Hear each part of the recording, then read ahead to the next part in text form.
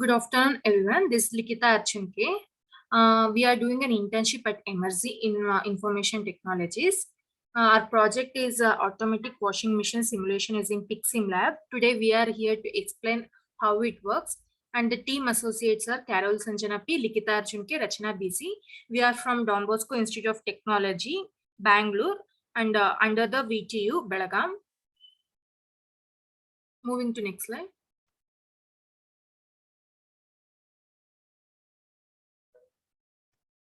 Table of content. We'll give about the introduction to the project and we'll tell about the microcontroller Pixim Lab architecture. Then we have embedded systems and the software tool used.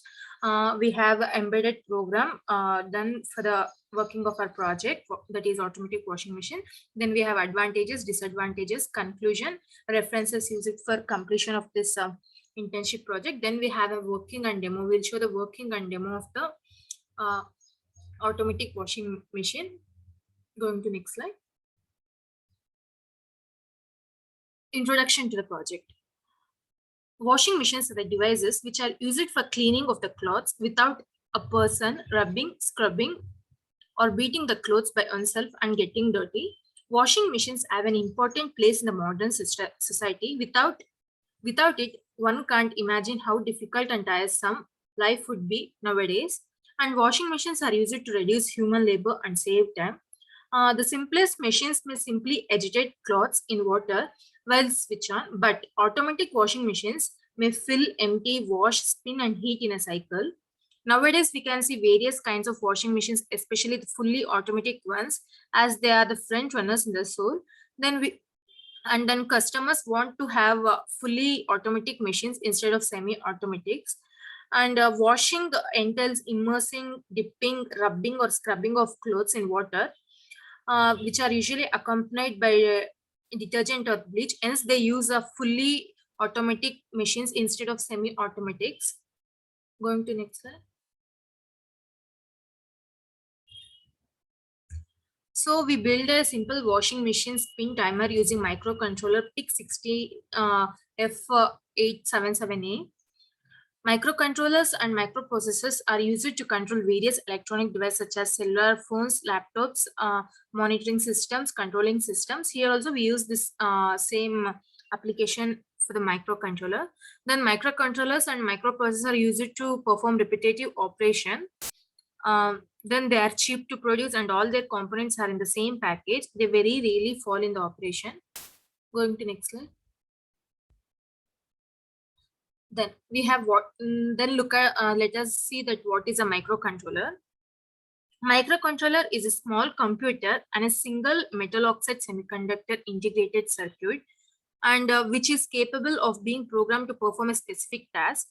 The design normally has restrictions on its memory size, that is, it may be 4-bit and it can vary till 16-bit to 32-bit, and the I/O capabilities. Then we have peripheral functions, etc. These are the restrictions for choosing a microcontroller. Next. This is the Pixim Lab architecture. Here we can see how they are interfaced each other. We have GPIO general pin, input and output pins. Then we have I2C, RTC, EPROM, that is a flash memory. And then we have a temperature sensor, that is LM35, ADC, analog to digital converter. Then we have LEDs, buzzer, and digital keypad, SSDs and matrix keypad as well. And we have CLCD as well here. This is the interfacing of a Pixim Lab architecture, that is PIC60 F877A. Going to next slide. Choosing a microcontroller. We should choose a microcontroller based on the applications of what we have doing the project, and then their performance as well. Price, they should be cost effective, and the availability of tools and special capabilities, like it should be having a more IO pins, then RAM and ROM storage should be more. We should check after them, and then we should choose a microcontroller based on that. Going to next slide. Main difference between microprocessor and microcontroller. Microprocessors are having separate components. As we can see in this diagram, CPU, ROM, RAM, ports, and timer have separate components. and hence the design complexity is also more, but it is very flexible as well. Comparing to microcontrollers, all components are a single chip. As I said, they are on a single chip, that is on an integrated single chip, and even design complexity is also less as it is used on a single chip, but it is less flexible. This is one of the disadvantage of microcontroller. Going to next slide. Types of washing machine. Semi-automatic. We have 4 types. First one, semi-automatic. From the name, we can see a semi-automatic washing machine means that it does not do all the work by itself. That is, some pretty amount of work are done manually. Hence, manual filling and draining options are also done, which is a disadvantage. While it also has some advantages on the other side, that is, it consumes very less water, and that amount also can be regulated. So this is about semi-automatic washing machine. Then we have fully automatic washing machine. That is, all the operations can be programmed and no manual work is done. Which have also some of the advanced features and cleans clothes thoroughly, that can be cleaned and dried clothes on its own. So no manual work is done. So this is fully automatic. Then we have front loading, that is clothes are loaded by the front door. As we can see in this one of the diagram, there is front door where clothes are loaded. This is one of the front loading type, and it is a semi-automatic machine as well. Then we have a top loading. As we can see another diagram, that is it has a top opening, so clothes are loaded from the top opening. These are types of washing machine. Then going to next slide, we have a principle of operation. Operation of washing machine is split into 3 cycles, that is wash cycle, rinse cycle, and dry cycle. Wash cycle. In wash cycle, clothes are washed in water with detergent. Then we have a rinse cycle. In rinse cycle, washing machines perform several rinses after the main wash to remove most of the detergent that are done at the wash cycle, and the most of the water is removed from the washing tub. Here dirt is used to separate from the clothes and is dried. Then we have a dry cycle. In dry cycle, higher spin speeds remove more water, leading to faster drying. If a heated clothes or dryer is used after the wash and spin, energy used is reduced, and if more water has been removed from the clothes, your clothes are made to be dried. Next will be continued by my friend Carol Sanjanati.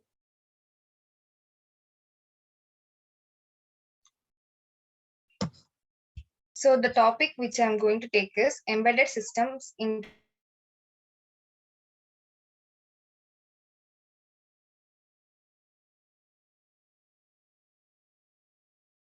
memory, input-output peripheral device.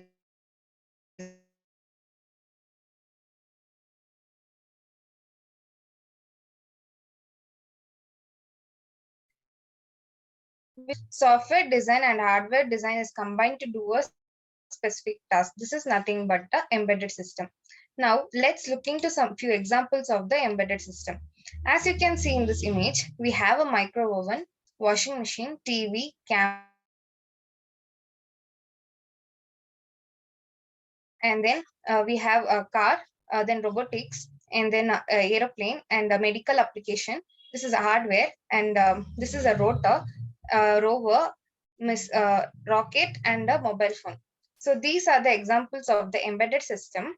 For example, if we take a micro oven, so micro oven is used to do a specific task, that is, it just heats the food. So this is the task which we are doing in a micro oven. And similarly for washing machine, this does the work of washing. So each of them are dedicated to do its own specific task, and then hence we call this as a embedded system. Now let's look into the basic structure of the embedded system. So this is the block diagram, and we can see a microcontroller is the main part of this embedded system. SoC stands for system on chip. It is an integrated circuit that connects to a majority of components present on the computer. It can perform multiple operations. Example of SoC is we see Intel Core. They are using these SoC chips, and they use QS77 Express chipset. So this is the chip which the Intel Core company is using. They have many others chips as well. And then we can see the next component we can see is memory. Memory is the main part in this embedded system, and they have two major memories. One is RAM and ROM. RAM, it is nothing but a temporary memory and which can only read the data from the memory, and it is divided into two categories. One is SRAM and DRAM. And ROM, in ROM it is a permanent memory where we can write the data into the memory, and they're divided into several categories. Few are like PROM, EPROM, mask ROM, hybrid memory, etc. One of the important memory in ROM is flash memory, which is used commonly. And next we'll look into the sensors.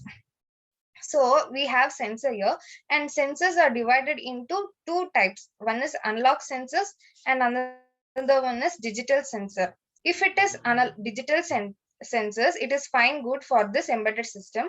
But if it is analog sensor, we need to use a converter where it converts analog to digital converter. And while we are using this analog to digital converter, it is an open loop system, but we don't need a open loop system. We need a closed loop system. That is, we need a feedback.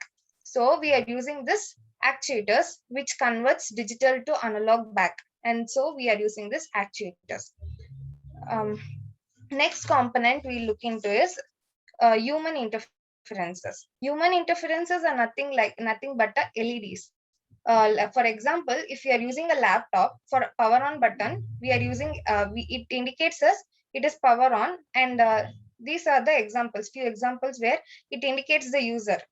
And then next one is FPGA and or ASIC. FPGA is nothing but field programmable gate array, and ASIC is application specific integrated circuit.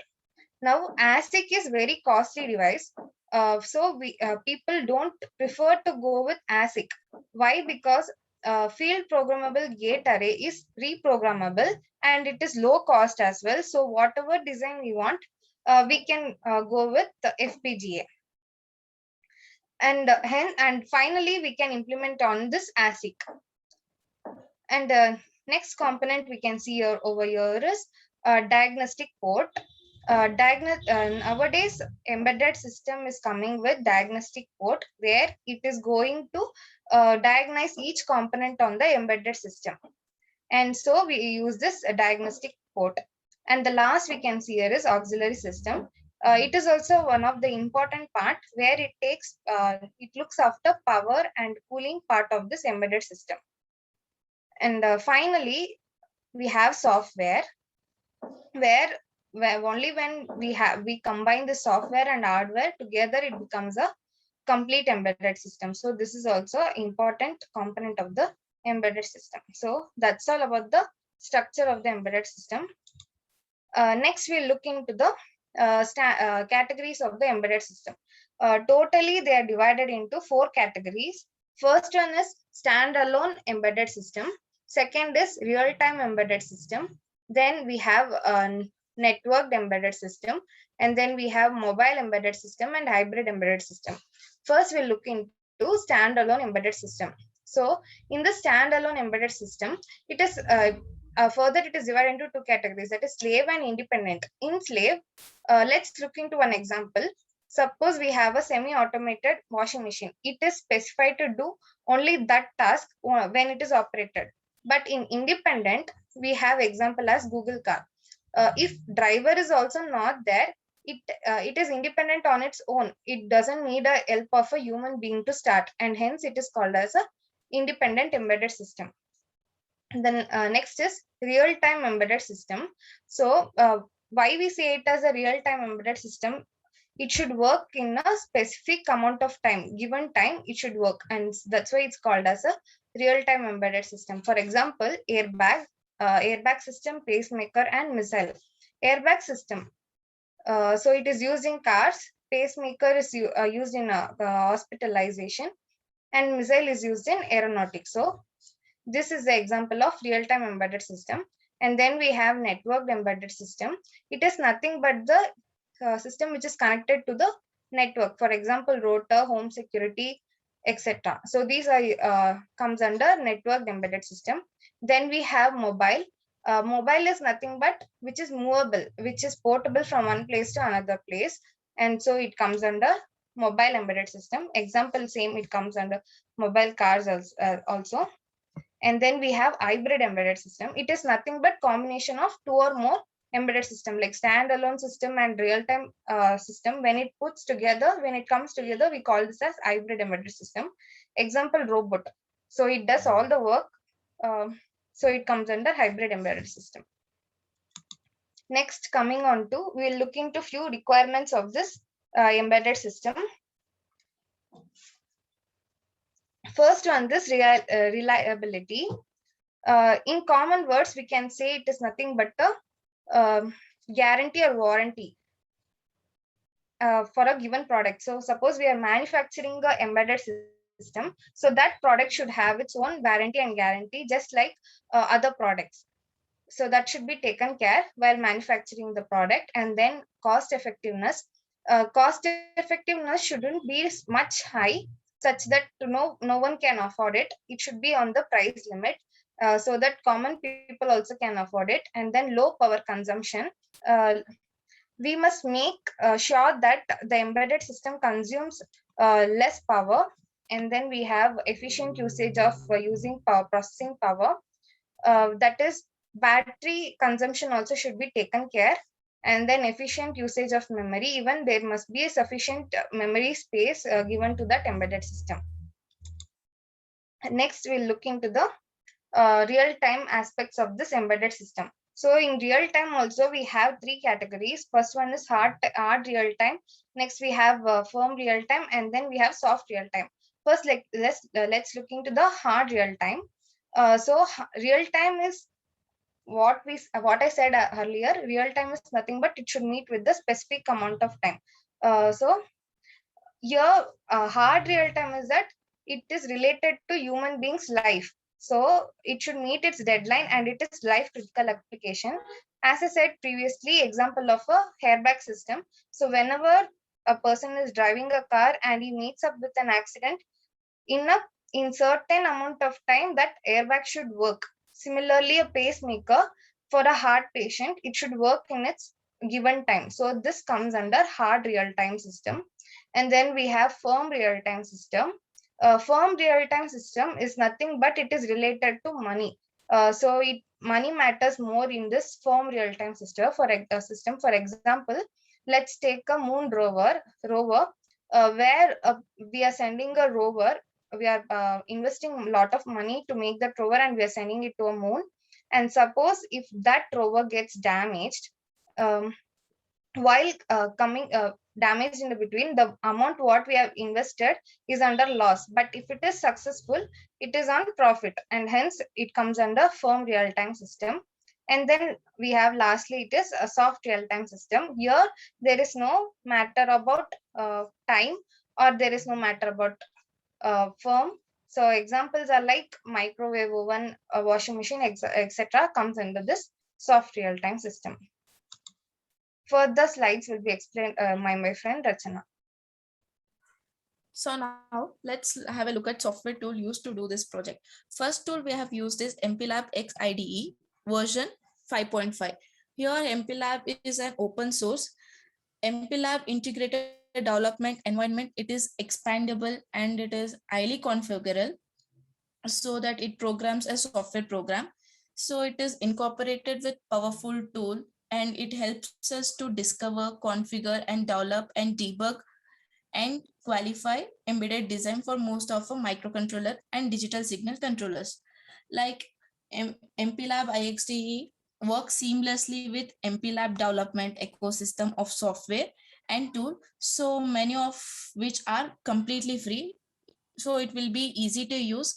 Hence we have chosen MPLAB X IDE for doing this project. Now, second tool is, next slide, moving to next slide.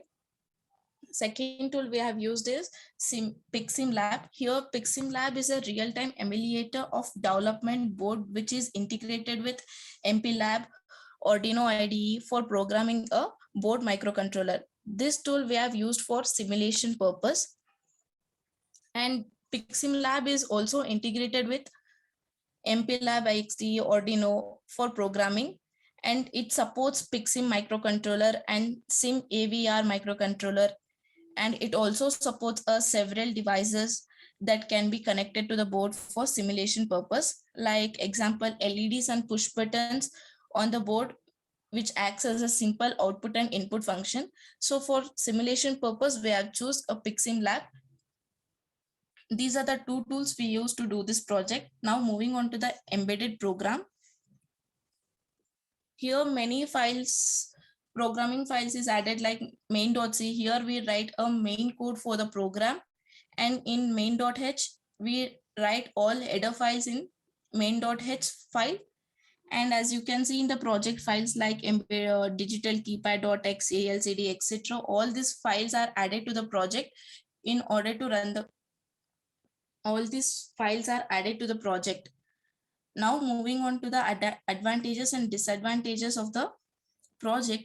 Here automatic washing machine have fully advantage because it is easy to use and it will be more convenient than compared to an semi-automated washing machine, and we can expect a top-notch convenience from a fully automatic option. And next, it also consumes less water because it decides how much amount of water is required for a particular process, and it firstly decides how much is required, water is required for a process.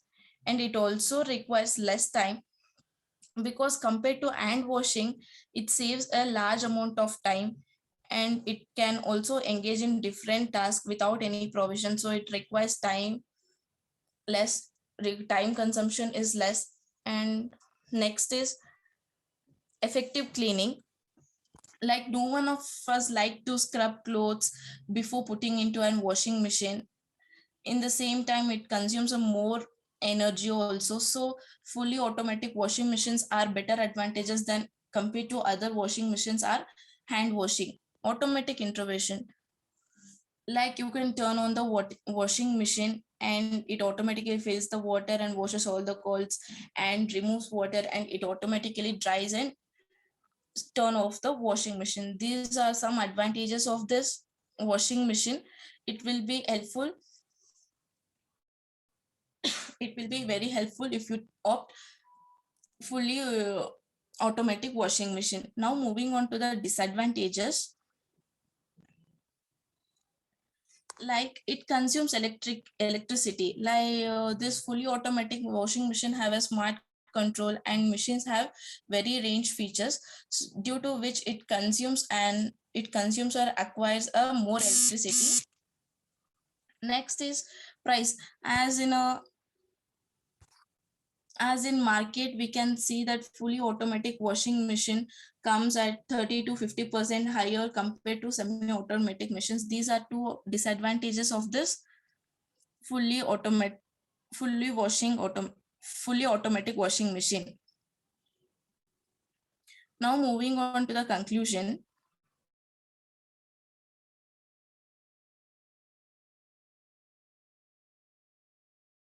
Fully automatic washing machine, we can assure that, or we can opt for fully automatic washing machine because it is a better choice. Like it is time consumption is less and less area is required. People with less laundry space can opt for this fully automatic washing. Recommendable to use a fully automatic washing machine. Reference. Here we referred Ematexi for this project, and Rajesh Kumar Garg simulation based planning for designing of washing machine using hardware and software. These are some references we referred for doing this project. Next, working and demo will be continued by Sanjana. Now we'll look into the working and demo. How the simulation is going to be done. So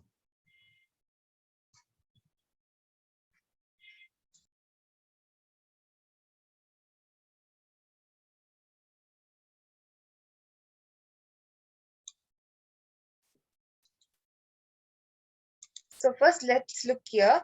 We have we have written a code on washing machine. So we have here many modules and functions where it will do a specific task. Now I will run the code, and let's see the output.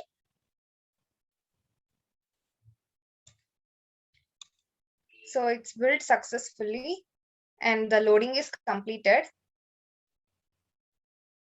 Now let's load it into our Pixim lab. So this is the Pixim lab which we are using. So I'm going to load the hex file.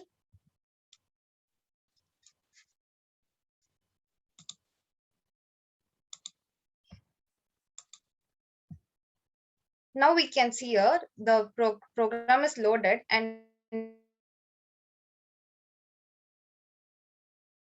we have washing machine. So this is the digital keypad, and here we have 1, 2, 3, 4, and 5. So this key, if you press, the machine will get on.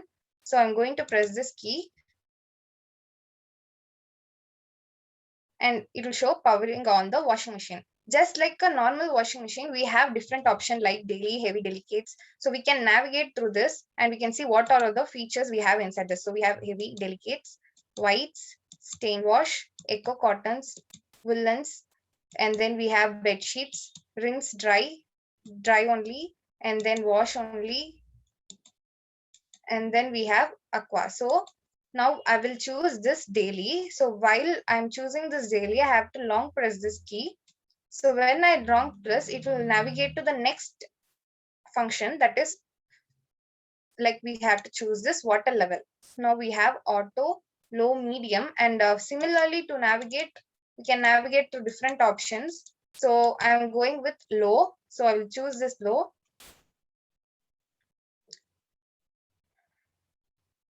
And we have start and stop button. Now we have put the clothes inside the machine, and now we have to start the machine. So similarly to this normal washing machine, when we on the machine, it shows the timer. So now when I start this, it will show me the in what timing our clothes will be washed. So I'll just start this by pressing switch 5, and now we can see 33 seconds. For this simulation purpose, I've chosen this seconds. So you'll see this function is going to wash. And now suppose if we want to pause in between, we can press the key 6. So I'm going to press the key 6 so that I can stop it. And then if I want to resume it again, then I can press switch 5 again. And now I want to resume it. So I'm going to press switch 5. And now you can see the motor, this fan is running in order to show, and the function is spin. Suppose in between, if someone opens the door, then you will have a warning that please close, door is open, please close. Now if I release the button, the door is getting closed and the function is going to run. And you can see it is still in spin. Now it will show program completed, remove the clothes and navigate back to this washing program. Just like our normal washing machine, even this we have simulated, and that's all about the working and demo of this simulation program.